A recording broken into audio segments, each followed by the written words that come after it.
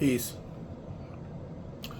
Salat, or the commitment, or some people call it a duty, deals with a multitude of topics and is not confined to one specific topic. Now, there is a specific salat which the Sunni, Shia, and some Quran-only followers do 5, 3, or 2 times daily, which is a misrepresentation of that specific salat Muhammad and those with him did. That the pretenders, the munafiq, the idolaters, mushrik, the Jews and the Christians, and whoever else attended, since Muhammad was the initial recipient of the reading of the Quran,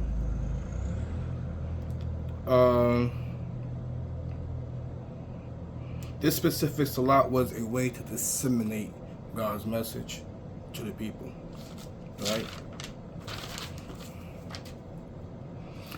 Now, when you analyze the proof, when God instructs Muhammad to uphold the commitment to aqeemuu salah, it is only really on 2 occasions, right? Is that 11? Proof 11, 114, and it's repeated at 1778. And 11, proof 11, 114, Muhammad is instructed to do the commitment, the salat, at the 2 edges of the day, right? Now, the next phrase they say means, and then you gotta do it at nighttime also, but that is not correct. What the next part of the phrase is saying, and nearness from the night, meaning the dawn and the evening, because these are the 2 ends or edges of the day which is closest to night. You see, the dawn comes out of the night, and the night goes in. The evening goes into the night. Right. So that is that. I hope this is clear. Now, 1778, Muhammad is instructed again to do the salat at evening till night, and that the dawn reading is witnessed. Qur'an al-Fajri, right? Qur'an al-Fajri.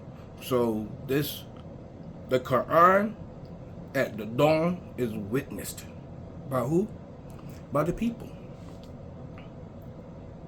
Okay? Now, this is where you would get the names of the 2 salat, these 2 commitments. Right? In ayat or proof 2458, God instructs Muhammad's followers to have 3 times of prophecy. 2 of them are before salati al-fajri, right? The dawn commitment, and after salati al-isha, the evening salat, the evening commitment. Now, in traditional Islam, they have salatul isha is the night prayer. That's at nighttime. But in the reading in the Quran, when you find the word evening, is always isha. Layla or layl is night. Isha is evening. Now, when you got the evening prayer, they call it maghrib, which means like sunset or east. And then they got the night prayer, which is Isha. Then they got the overnight prayer, which is late.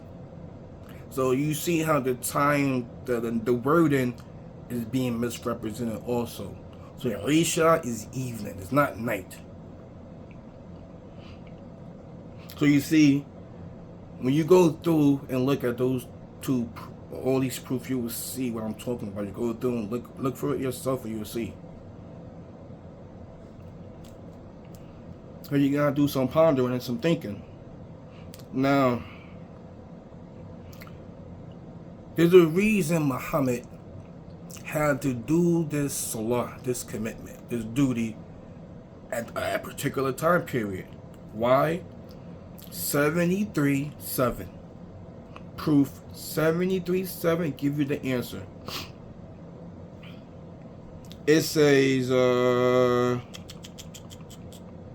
during the day, you are too preoccupied. During the day, you are too preoccupied. Muhammad's in the market. You say, oh, what's this? Who's this messenger that eats and he goes to the market? He's in the market.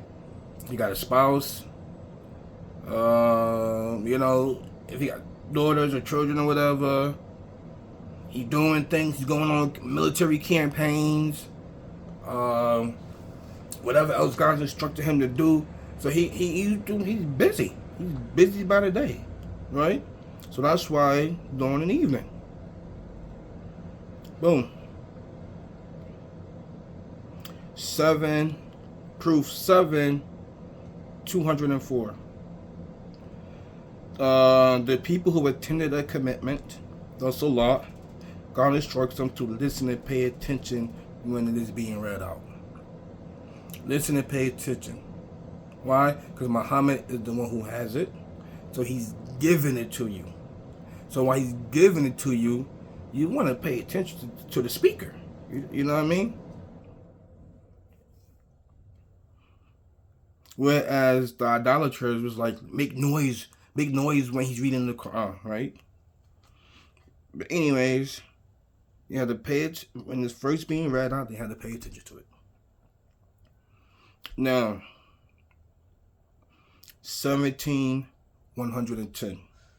God instructs Muhammad to have a certain volume to his voice when he is speaking in the commitment, when he's reading the reading to the people.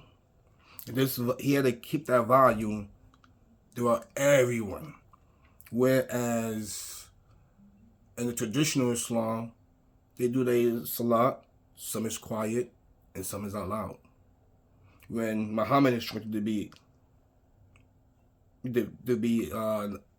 certain volume to his voice at all times and period. Why? Because you will see that at this point, we will see that this salah, this commitment, is a two-way conversation between Muhammad and those who are attending the salah. All right?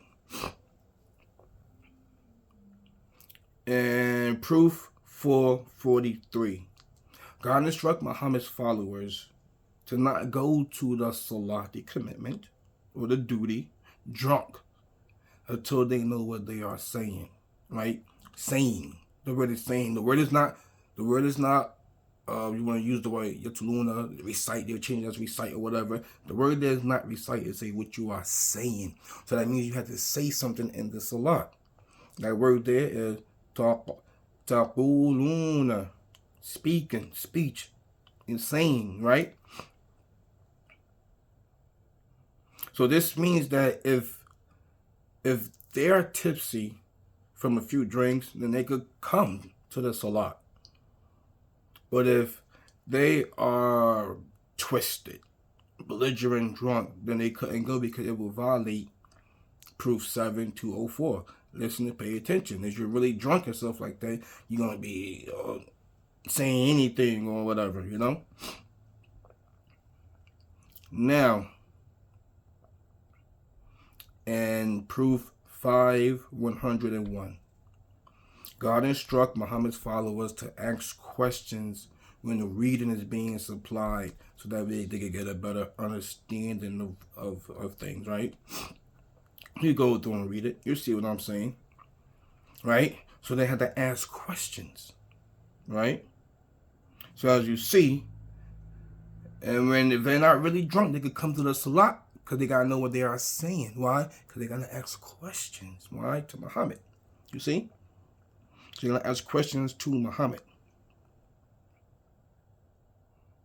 So they're told to do this when the Quran is being supplied. And as you see again in 1778, the dawn reading is witnessed. That means that there are people there. Now, normally the traditional Islam would say that it's witnessed by the angels.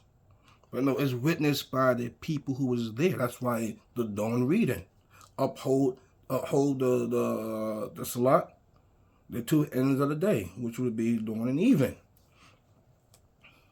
So at that point, maybe only the people only going to the one at the dawn. That's why I say the reading Quran al-Fajr is witnessed, right? Now, this is a few, like they ask you to 189, they ask you about the crescent. This is all going in the salat. Don't ask about things when it is, ask about it when the Quran is being supplied or being sent down, right? So this is all in the salat. Now they asking about the crescent. 215. They ask what to spend. 217. They ask about fighting in the sanctioned months. 219. They ask about alcohol and gambling of chance, in games of chance. 222. They ask about menstruation. Right? They ask you about menstruation. 127. They ask you for a ruling about women. 176. They ask you for a ruling. Okay. 1. They ask you about the spoils, the booties of war, the spoils of war. So you see, they asking this because they have to speak. So while Muhammad is getting the Quran, the reading, he's saying it to them, they being quiet, they gotta listen. Now, they got any questions, when it's over, they ask the question. That's all the salat is. You're going to put the whole wash your face, wash your hands, don't do this before you come to the salat. Okay, that's something they had to do. Before they came to get the reading, to get the wahi, the instructions, right, from Muhammad. That's it. Any other thing you got to put, the call to prayer. Okay, Muhammad called them to come to the salat. Right? I don't know how the call was. I don't know, but he gathered people to come to the salat. Right? The day of gathering. I don't know what that is. They know what the day of gathering is. Yom Juma. They know when it is. It can't be a Friday. I don't know. I don't think in that custom and culture the term Friday or Monday or Tuesday was ever used. You know what I mean? So whenever that was, they knew when it was, and Muhammad had to call them there for this salat. And when they was done, they would have to just leave. Right?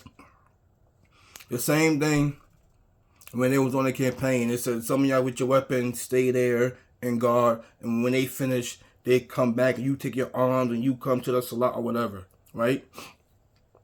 That was, they was getting a reading from Muhammad. He was giving them the Quran. And other people had to listen to, and then when it said when they had sajda, then they go in and the other people replaced them who could hear it, right? So when they mean they sajda, they mean they submitted to the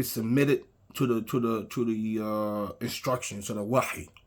Then when they was done with that, after they did conversating and whatever, they submitted, they did a sajda.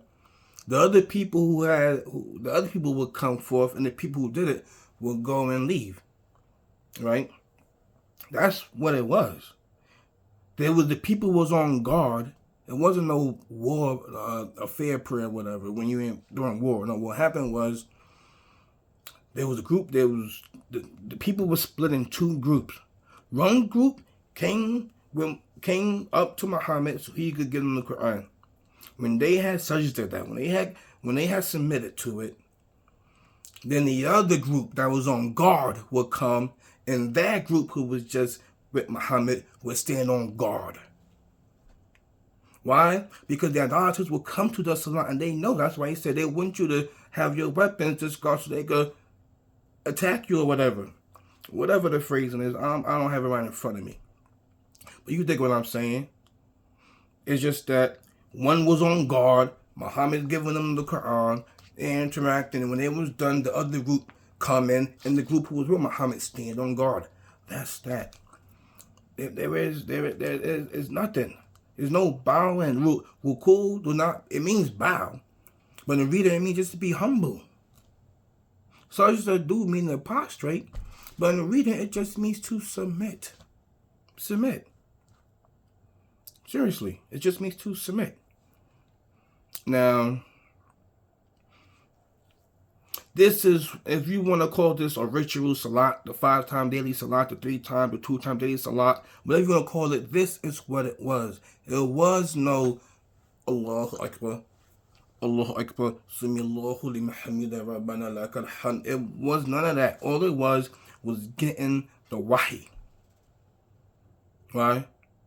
Because the Quran is a book of guidance. And there's really not much to really like to physically do. I mean, you just live your life, try to eat right, do good, acknowledge only one God. No sons, no daughters, no parents, no grandparents, no demigods, not a human, not a fish, not a goat, not a mixture of anything, not a tree, not a plant. Whatever God is, it is what it is. Right? But that's a lot. And then you want to go into the whole tahajjud. You know what tahajjud is? You go through the ayah and talk about tahajjud. All that is so Muhammad and those with him, it was only a group of them that was with him. They was really studying the reading. That's why I say the group of y'all go out and fight and the group stay home. And when they come home, the group, when they come back home, the one who was home can warn them. Because these are the people who was with Muhammad studying up to Hajj. We need to stay up at night. Stay up at night. Because Muhammad had to study. Right? Why? Because during the day, you are too preoccupied. So God said, all right, nighttime, any part of the night, a little bit, fourth of it, half of it, whatever. Stay up and read the reading. Study it. And at that time, that's when Muhammad would arrange the arrangement. Because God says God would arrange the arrangement of the reading. So when God instructs Muhammad to arrange it, he's arranging it in whatever format that we have now. Right? So Salah pretty much only deals with Muhammad. The only person who has the wahi, the instructions, the reading, the Quran. He's the only one with these ayats, these proofs. So he got to give it to the people. Right? So God instructs those 2 times. Then one time on the day of Jumu'ah. You know what I mean? Then for Muhammad to study at night. What they call tahajjud. Study it at night. So, I don't know how much clearer I could be that there is no physical movement to salat to where you have to stand up, bow down, prostrate, sit up, prostrate, stand up, read the Quran in Arabic, which you don't even know, because God says, don't come to salat drunk till you know what you were saying. But you're doing this, and you don't, half of the people don't know what they're even saying. They're just chanting and doing this tajweed, they don't know what they're even saying.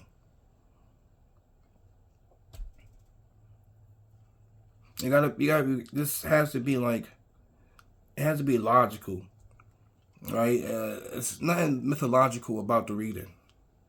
You know what I mean? So you gotta keep the whole thing in perspective. Because if you want to know the true history of Muhammad, it's only going to be in the reading. Only. It's not going to be nowhere else but the reading. So, inshallah, next video, I will get on the salah, the commitment that that we all supposed to be doing. This was a time restricted salat that Muhammad and his followers did. Time restricted. If y'all want to get together, evening and dawn, and study the Quran, you get all you want. But I'm saying that this salat in particular was so that people could get the reading from Muhammad. That's it. If you want to do a ritual prayer where you're bowing You chanting or reading to God. I mean, God don't need guidance. We need the guidance. That's why the reading is here. Is to guide us, right? So you doing this, if you saying this back to God, you can't give God guidance. Okay, so till next time, God willing, peace.